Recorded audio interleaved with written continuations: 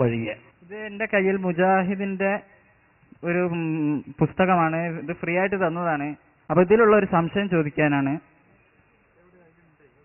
ഒരിക്കൽ ഒരു ജൂത സ്ത്രീ നബി സല്ലല്ലാഹു അലൈഹി വസല്ലമയെ വധിച്ചു കളയാൻ വേണ്ടി സൽക്കരിക്കുകയെന്ന വ്യാജേന വിഷം പുരട്ടിയ ആട്ടുമാംസം ഭക്ഷിക്കാൻ നൽകി. പക്ഷേ നബി സല്ലല്ലാഹു അലൈഹി വസല്ലമക്ക് സ്വന്തം മുമ്പിലിരിക്കുന്ന ഭക്ഷണത്തിൽ വിഷം പുരട്ടിയിട്ടുണ്ടെന്ന് പോലും അറിയാൻ കഴിഞ്ഞില്ല. അങ്ങനെ നബി സല്ലല്ലാഹു അലൈഹി വസല്ലം ഒരു ഭക്ഷണം വായിലിട്ടു ചവച്ചു തുടങ്ങി. പക്ഷേ അതിനു മുമ്പ് തന്നെ കൂടെയുണ്ടായിരുന്ന ബിശിർ റളിയല്ലാഹു അൻഹു എന്ന സ്വഹാബി ആ മാംസം വയറ്റിലാക്കി കഴിഞ്ഞിരുന്നു. അങ്ങനെ അദ്ദേഹം വിഷം ബാധിച്ച് നബി സല്ലല്ലാഹു അലൈഹി വസല്ലമയുടെ മുമ്പിൽ കിടന്ന് പിടഞ്ഞു മരിച്ചു. അപ്പോഴാണ് നബി സല്ലല്ലാഹു അലൈഹി വസല്ലമക്ക് ഭക്ഷണത്തിൽ വിഷം പുരട്ടിയിട്ടുണ്ടെന്ന് അറിയാൻ സാധിച്ചത്. അപ്പോൾ ഈ സന്ദർഭത്തിൽ പോലും നബി സല്ലല്ലാഹു അലൈഹി വസല്ലമക്ക് മുഅ്ജിസത്ത് കൊണ്ട് അദൃശ്യം അറിയാൻ സാധിച്ചിട്ടില്ലല്ലോ. അതുകൊണ്ട് എങ്ങനെയാണ് അവർ ഉദ്ദേശിക്കുന്ന സമയത്ത് മുഅ്ജിസത്തിലൂടെ അദൃശ്യം അറിയാൻ സാധിക്കുക എന്നാണ് എന്റെ ചോദ്യം. എല്ലാവരും ശ്രദ്ധിക്കുക. ചോദ്യത്തിന് ആയത്തുകളും ഹദീസുകളും മറുപടി പറയാനുണ്ട്. ചോദിച്ചാൽ പ്രത്യേകം ശ്രദ്ധിക്കണം. വിനീതമായിട്ട് ശ്രദ്ധിക്കാൻ നിങ്ങളുടെ അടുത്ത് ചോദിക്കാൻ വേണ്ടി നിൽക്കരുത്. ഒരു മാന്യത നമ്മളെ നല്ല നിലക്ക് അല്ലാതെ പ്രശ്നമൊന്നും ഉണ്ടാ. ആദ്യമായിട്ട് ആയത്തും ഹദീസും പറയുന്നതിന്റെ മുമ്പ് നിങ്ങൾ നേതാക്കന്മാരായി അംഗീകരിക്കുന്ന ആളുകൾ തന്നെ ഈ വിഷയം എഴുതി വെച്ചിട്ടുണ്ട്. അത് ഞങ്ങളൊന്ന് വായിച്ച് കേൾപ്പിക്കാം. ഒന്ന്. രണ്ടാമതായി ഖുർആന് പറയും. പിന്നെ പണ്ഡിതന്മാരുടെ ഉദ്ധരണി വായിക്കും. മൂന്നാമതായി ആ സുഹൃത്ത് ചോദിച്ച ചോദ്യത്തിന് മറുപടിയും പറയും. അതുകൊണ്ട് ആദ്യമായിട്ട് മറുപടി പറഞ്ഞില്ല എന്ന് ഒച്ചപ്പാടുണ്ടാക്കിയത്. ഈ വിഷയം നിങ്ങൾ ആദ്യം പഠിക്കാനും കൂടിയാണ് നമ്മുടെ ലക്ഷ്യം. അതുകൊണ്ടാണ് ഞാൻ അങ്ങനെ പറഞ്ഞത്. ഇത് ഇസ്ലാഹി പ്രസ്ഥാന ചരിത്രത്തിന് ആമുഖം എന്ന പുസ്തകമാണ്. ഇത് കേരള നദുവത്തുൽ മുജാഹിദീൻ മുജാഹിദ് സെന്റർ കോഴിക്കോട് 2 നിന്ന് പ്രസിദ്ധീകരിച്ച പുസ്തകം.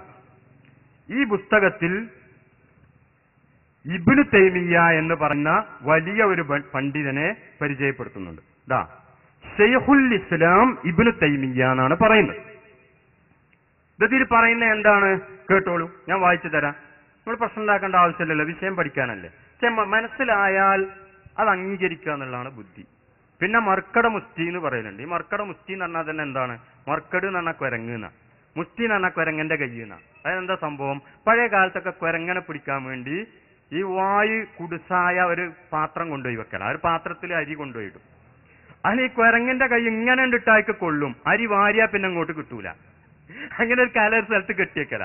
അപ്പൊ ഈ കുരങ്ങനെ എന്ത് ചെയ്യും? കയ്യിട്ടിന് വാരിയാല് തല പോയാലും വേണ്ടി പിടുത്തം വിടൂല എന്നാ. ഇതാണ് മർക്കട് മുസ്തി എന്ന് പറയുന്നത്. അപ്പൊ ആ മുസ്തി ആർക്കും വേണ്ട എന്ന് സാന്ദർഭികമായി ഞാൻ ഓർമ്മപ്പെടുത്തും. ഇതിലെന്താ പറയുന്നത്? ഇതിന് തുടക്കം കുറിച്ചത് ഹിജ്റ 661 ഭൂജാതനായ പ്രശസ്ത പണ്ഡിതനും, കേട്ടോളി, അദ്ദേഹത്തിന്റെ വിശേഷണങ്ങളാ പറയുന്നത്, ചിന്താമണ്ഡലത്തിൽ വമ്പിച്ച കോളിളക്കം സൃഷ്ടിച്ച വിപ്ലവ നായകനുമായ ഇബ്നു തൈമിയ്യയാണ്. ഏത് മുജാഹിദ് പ്രസ്ഥാനത്ത്, ഇസ്ലാഹി പ്രസ്ഥാനത്തിന്റെ തുടക്ക പറയുന്നത്. അപ്പൊ ഓല നേതാവല്ല എന്ന് പറയാൻ പറ്റൂല. ഇബ്നു തൈമിയ്യക്ക് പൂർവികരായ പണ്ഡിതന്മാർ കൽപ്പിക്കുന്നത് കൊണ്ടോളി. പൂർവികരായ പണ്ഡിതന്മാരെടുക്കൽ അദ്ദേഹത്തിന്റെ സ്ഥാനം. പ്രഗത്ഭനായ ചിന്തകൻ, നിപുണനായ ഗ്രന്ഥകാരൻ, ഉജ്ജ്വലനായ വാഗ്മി, അഗാധയിലേക്ക് ആണ്ടിറങ്ങിയ ഗവേഷകൻ. അദ്ദേഹത്തിന്റെ വിശേഷണങ്ങളായി പറയുന്നത്. പൂർവീകരുടെ വിജ്ഞാനങ്ങൾ മുഴുവനും സമാഹരിച്ച സർവവിജ്ഞാന കോശം എന്നീ നിലകളിലെല്ലാം പ്രസിദ്ധി നേടിയ ഇബ്നു തൈമിയ്യ പേന കൊണ്ടെന്ന പോലെ വാളുകൊണ്ടും ശത്രുക്കളുമായി പടപൊരുതിയ ധീരയോദ്ധാവായിരുന്നു. കണ്ടോ, ഇബ്നു തൈമിയ്യ ആണ് ഇസ്ലാഹി പ്രസ്ഥാനത്തിന് തുടക്കം കുറിച്ചത് എന്നാണ് ഇതിൽ പറയുന്നത്. ആ ഇബ്നു തൈമിയ്യയുടെ ഗ്രന്ഥമാണ് എന്റെ കയ്യിലുള്ളത്. ഇതേതാണ്? അൽ ഫുർഖാൻ ബൈന ഔലിയായി റഹ്മാനി വ ഔലിയായി ശൈത്വാൻ എന്നാണ് ഈ പുസ്തകത്തിന്റെ പേര്.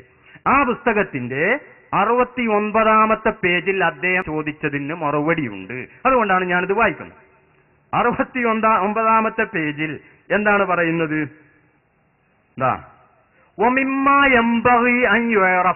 ഞാൻ അർത്ഥം വെക്കുമ്പോ തെറ്റിക്കുന്നുണ്ടോ നിങ്ങൾ ചിന്തിച്ചോളി, അല്ലെങ്കിൽ അറിയുന്നവർ ചിന്തിച്ചോളി. ഒമിമ്മ എമ്പകി അത്യാവശ്യമാണ്, ആവശ്യം കൂടിയല്ല, അത്യാവശ്യമാണ്. എന്ത്? അയ്യുറഫ അറിഞ്ഞേ പറ്റൂ. എന്ത്?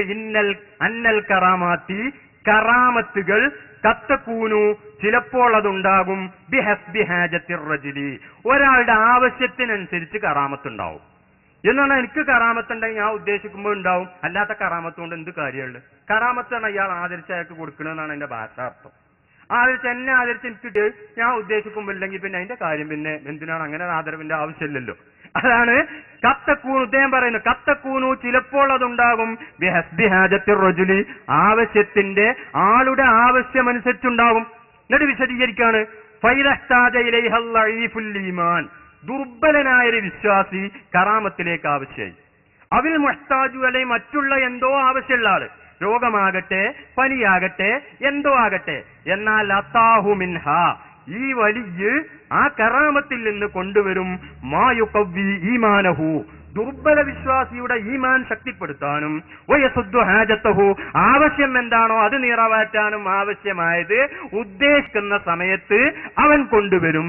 ഇബ്നു തൈമിയ്യ പറയുന്നു കൊണ്ടുവരും. വയകൂനു മൻ ഹുവ അക്മലു വിലായതൻ ലില്ലാഹി മിൻഹു മുസ്തഗ്നിയൻ അൻ ദാലിക ഫലാ യതീഹി മിസ്ലു ദാലിക ലിഉലുവി ദറജതിഹി വഗിനാഉ അൻഹാ ലാ ലിനഖ്സി വിലായതിഹി എന്നിങ്ങനെ പറഞ്ഞിട്ട് വലിഹാദ ഇക്കാരണം കൊണ്ടാണ് കാനത്ത് ഹാദിയിൽ ഉമൂറു ഇത്തരം കാര്യങ്ങളൊക്കെ ആയത് ഫിത്താബീന പിൽക്കാലക്കാരായ പണ്ഡിതന്മാരിൽ അക്സറ മിൻഹാ ഫിസ്സഹാബ സ്വഹാബത്തിൽ കറാമത്ത് പ്രകടമായതിനേക്കാളും കൂടുതൽ സ്വഹാബത്തിന്റെ ശേഷ പ്രകടമായത്.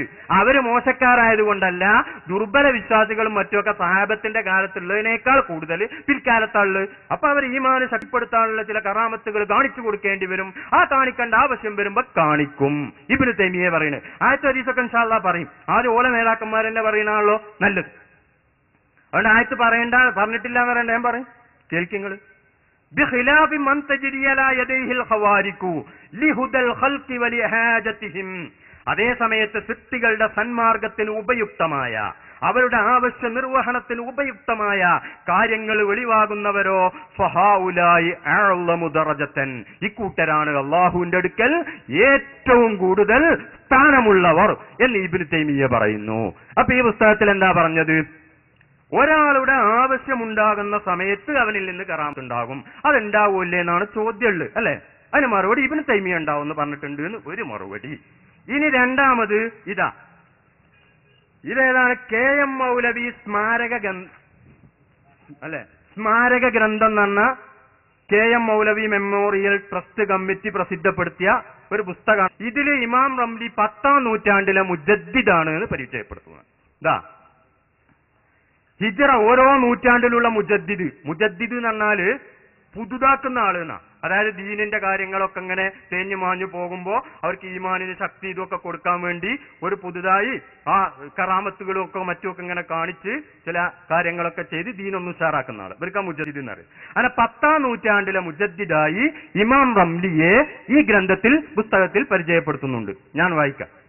8ാം നൂറ്റാണ്ടിലെയാണ് ഇങ്ങനെ എണ്ണീറ്റതാ.